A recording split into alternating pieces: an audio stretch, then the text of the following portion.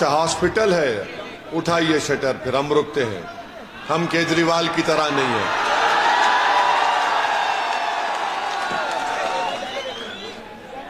उठाइए उठाइए।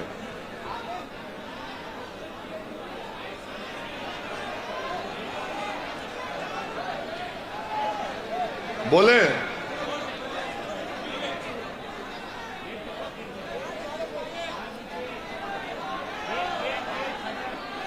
हाँ, गेट खोल दो भाई।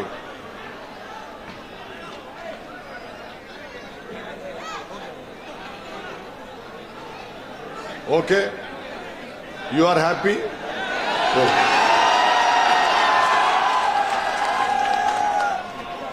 मैं आपसे अर्ज कर रहा था कि दिल्ली के मुख्यमंत्री का असली चेहरा सामने आ गया। एक और मर्तबा आ गया जब दिल्ली के मुख्यमंत्री ने कहा कि मैं अपने बड़े भाई मोदी से अपील करता हूं कि हमारी 500 और 2000 की नोट पर हमारे देवी देवताओं की फोटो को लगा दिया जाए। अब आप बताइए, छोटे भाई बड़े भाई को बोल रहे हैं और बड़े भाई देख रहे हैं कि पूरे मेरे नक्शे कदम पर चल रहा है। यानी भारत का कोई मजहब नहीं है, ये हमारा जो वतन है इसका कोई मजहब नहीं है। अगर कोई खुदा को नहीं भी मानता तो भी भारत उसका है। ये भारत की खूबसूरती और ताकत है। मगर दिल्ली के मुख्यमंत्री को यह बताना है कि मैं बड़े भाई से ज्यादा हिंदुत्व आइडियोलॉजी का मानने वाला हूं। ऐसा लगता है कि किसी जमाने में दोनों बिछड़ गए थे किसी मेले में। एक दिल्ली को आ गया, एक गुजरात में रह गए थे। माने ये कोशिश कर रहे हैं कि हिंदुत्व की आइडियोलॉजी को सबसे ज्यादा कौन मानता है।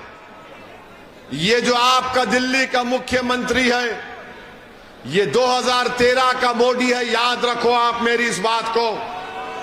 अगर कोई ये कह रहा है कि नहीं नहीं वो भाजपा से मुकाबला करने के लिए कर रहा है, तो फिर बताओ यूनिफॉर्म सिविल कोड के ऊपर दिल्ली के मुख्यमंत्री की पार्टी का क्या ओपिनियन है, क्या राय है।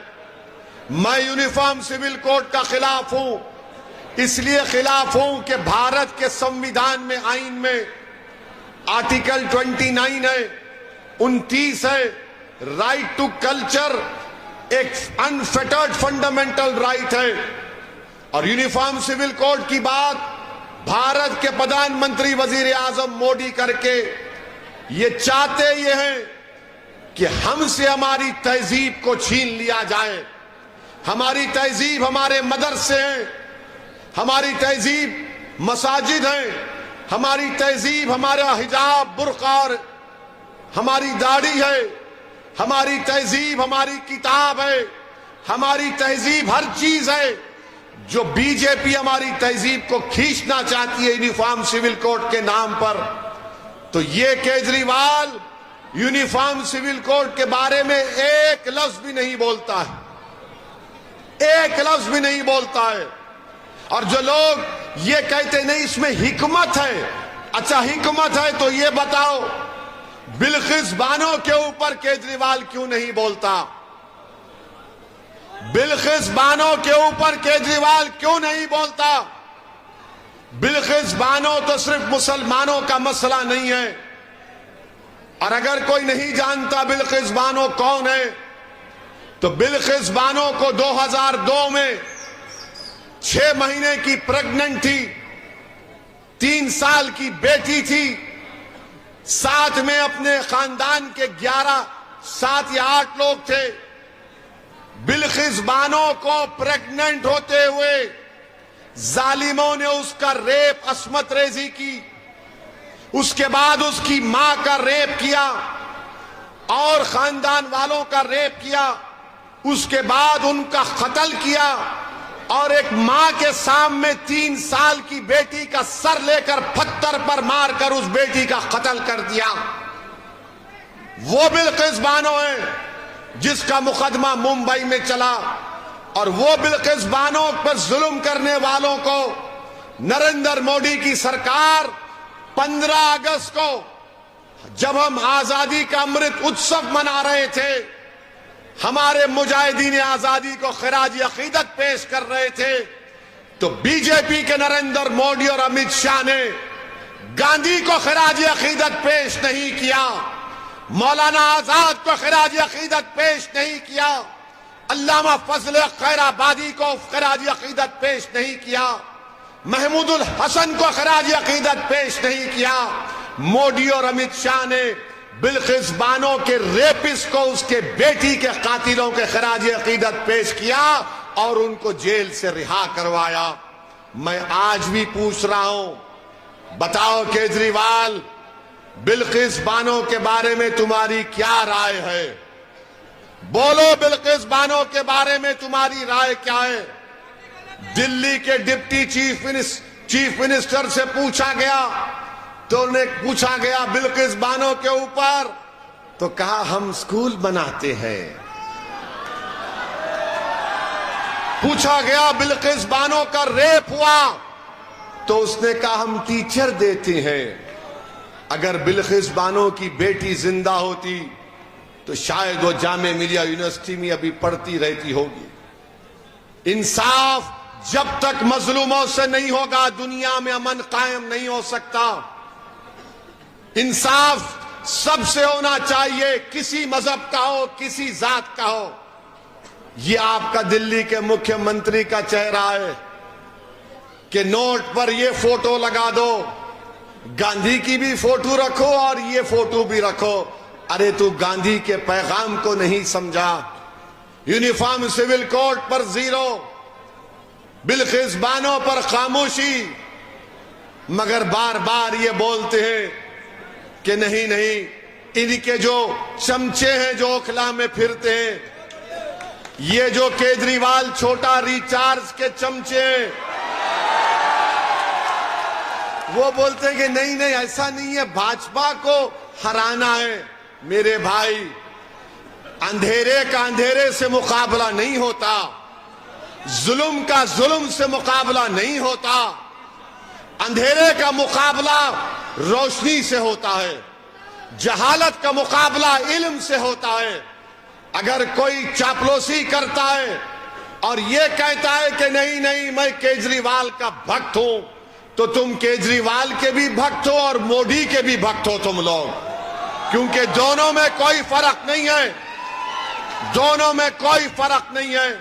मेरी आपसे गुजारिश है कि पहचानिए इन लोगों को कि दिल्ली में जब आप अल्पसंख्यक समाज मुसलमानों के इलाके में आते तो कहते हैं आपसे कि बीजेपी और मोदी को हराना है, जब किसी और दूसरे इलाके में जाते तो कहते हैं कि मैंने यहां पर स्कूल बनाया, हॉस्पिटल बनाया, पार्क बनाया, रोड बनाई, आपको फ्री पानी दिया। अरे केजरीवाल, यही जबान तुम ओखला में आकर बताओ, यही बात आकर ओखला में करो। नहीं करेंगे, डराएंगे बीजेपी से। याद रखिए, कानून सबके लिए बराबर है। बाबा साहिब अंबेडकर का बनाया हुआ संविधान और आईन सबके लिए बराबर है। कानून मोदी के लिए भी बराबर है तो ओवैसी के लिए भी बराबर होगा इंशाअल्लाह। वो गए डराने के दिन, हमारे जिंदगी का फैसला अल्लाह करता है। और अगर आपने देख लिया कि जब फसादात के बाद जब बच्चे जेल में थे तो क्या कोई केजरीवाल का आकर उन बच्चों की, उन घर वालों की पूछा हालत कैसी है? आपने हालात का मुकाबला किया। और आज जो लोग केजरीवाल के चमचे यहां पर फिरते हैं, उसकी गुलामी करते हैं, मेरे सवाल का जवाब दो। खालिद सैफी जेल में है, खालिद सैफी जेल में है, और खालिद सैफी की बीवी, उसकी पत्नी, उसकी वाइफ रोते हुए वीडियो जारी करती है कि खालिद जेल में बीमार है, अगर इलाज नहीं होगा तो खालिद को कुछ हो जाएगा। बताओ केजरीवाल के चमचों, तुमको खालिद की तकलीफ याद नहीं आई? तुमको खालिद की पत्नी की फरियाद तुम्हारे दिल को नहीं पिघलाई? अगर तुम्हारे दिलों में धड़कता हुआ दिल होता तो तुम खालिद की बीवी की तकलीफ को अपनी बहन की तकलीफ समझते। मगर अब देखो, ठहरिए ठहरिए, अब देखो आप केजरीवाल का असली चेहरा। उसका मंत्री जेल में है। खालिद से बड़े इल्जाम में, ईडी के केस में खालिद को जेल में इलाज नहीं होता, बीवी रोती है, मगर केजरीवाल के मंत्री के पैर पर तेल लगाया जाता है, हाथ पर तेल लगाया जाता है। कितनी तकलीफ दे बात है कि उसका नाम खालिद है, इसका नाम जैन है, तो नाम के ऊपर भी नाइंसाफी की जाती है। ये आपको सोचना है कि जेल में भी इंसाफ नहीं हो रहा, जेल के अंदर भी इंसाफ नहीं हो रहा है, क्योंकि वो केजरीवाल का मंत्री है तो उसके हाथ को तेल लगाया जा रहा है, पैर को तेल लगाया जा रहा है, खाना लाकर खिलाया जा रहा है, और वो खालिद बीमार पड़ा है जेल में। मेरे अजीज दोस्तों और बुजुर्गों, ये फैसला आपको करना है 4 तारीख के दिन। अब रहा सवाल कांग्रेस पार्टी का। कांग्रेस पार्टी बहुत बूढ़ी हो गई है। कांग्रेस पार्टी के जो नेता है 15 साल आपने कांग्रेस को सत्ता दी थी दिल्ली में, 15 साल। अब बताओ कौन सा नेता दिल्ली में है उनका? रोड पर नजर नहीं आता। उनका नेता पूरे भारत में पैदल फिर रहा है, पैदल पैदल पैदल पैदल। चुनाव गुजरात में है, भाई साहब मध्य प्रदेश में है। कैपिटल दिल्ली में लड़ाई चल रही है, भाई साहब बता रहे हैं कि कैसे आरएसएस से बैठकर मुकाबला किया जाता है। तो कांग्रेस को वोट देना वोट जाय करने के बराबर है। अब कांग्रेस में दमखम नहीं रहा। अब कांग्रेस सिर्फ म्यूजियम में रहेगी इंशाअल्लाह ताला, आप देखना। कांग्रेस अब म्यूजियम में नजर आएगी। हमारे अब्बा थे, दादा थे, परदादा थे, ये इनकी फोटो है। वो उस जमाने में ऐसा करते थे। अबे तू क्या कर रहा है? ने मैं फोटो लगा के खुश हूं दादा की। ये कांग्रेस पार्टी है। तो आपको लड़ने वालों की जरूरत है, ओखला से इंसाफ करने वालों की जरूरत है। और हमारा ये भाई आरिफ सैफी आपके सामने खड़ा है। 5 साल पहले आपने वोट नहीं दिया, ये आज भी आपके सामने आया है, आपसे अपील कर रहा है कि ओखला के लिए आप मजलिस को कामयाब करिए। ओखला के कचरों को साफ करने के लिए आप मजलिस को कामयाब करिए। और कचरे 2 किस्म के हैं।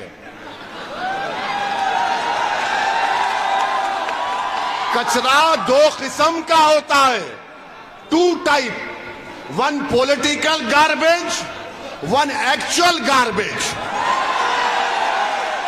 यानी एक जो अहले हदीस मस्जिद के सामने जो कचरा है उसको निकालना, एक जो पॉलिटिकल गार्बेज है, सियासी कचरा है, छोटे रिचार्ज का, उसको भी साफ करना है। तो दोनों को साफ करना है आपको। करेंगे ना आप? करेंगे ना आप? करेंगे ना आप? अरे जोर से बोलो प्यारे, और जोर से बोलो। दोनों कचरों को साफ करेंगे। ओखला में पानी की लाइन आएगी, पानी की लाइन आएगी, अस्पताल बनेगा, अस्पताल बनेगा इंशाअल्लाह ताला। तो आपने फैसला कर लिया कि 4 दिसंबर को ओखला की आसमानों पर क्या नजर आएगा? क्या नजर आएगा? और हम क्या करेंगे? डोरी लेके पतंग। तो 4 दिसंबर के दिन मजलिस को कामयाब करिए। आपका बेहद शुक्रिया। अस्सलाम वालेकुम व रहमतुल्लाहि व बरकातुहू।